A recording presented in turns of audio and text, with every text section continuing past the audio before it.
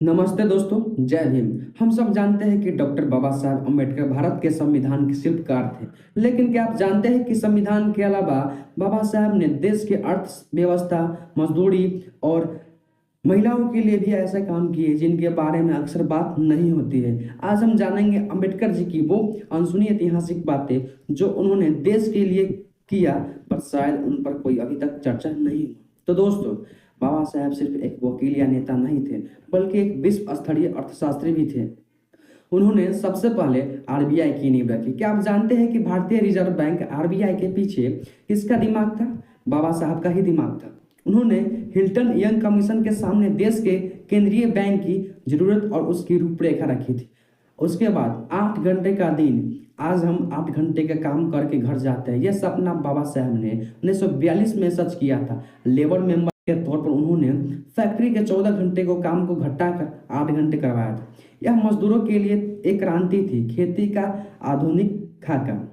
उन्होंने जमीन के बंटवारे और खेती के आधुनिकीकरण जैसे सामूहिक खेती पर भी महत्वपूर्ण विचार किए थे, ताकि देश की अर्थव्यवस्था को मजबूती मिले।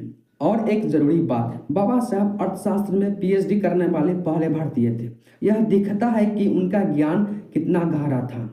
उसके बाद मजदूरों और महिलाओं के नायक कहने लगे। बाबा साहब को मजदूरों का मसीहा क्यों कहा जाता था?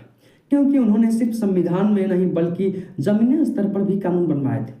महिला श्रमिकों के लिए सुरक्षा किया। उन्होंने महिलाओं के लिए मातृत्व लाभ जैसे कानून बनवाए ताकि काम करते समय माताओं को सुरक्षा मिले। उन्होंने यह भी सुनिश्चित किया कि कोयला खदानों में महिलाओं के लिए स्वास्थ्य को खतरा न हो। उसके बाद उन्होंने रोजगार एक्सचेंज भी किया। आज जो आप नौकरी के लिए अपॉइंटमेंट एक्सपोज जाते हैं, उसके नींव रखने वाले बाबा साहब ही थे।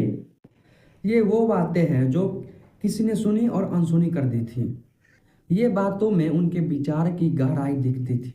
मैं ऐसा धर्म को मानता हूँ जो स्वतंत्रता, समानता और भाईचारा को सिखाए। यह उनका स्पष्ट संदेश था कि उन्हें सिर्फ वही विचार या धर्म स्वीकार है जो इंसानियत की बात करे।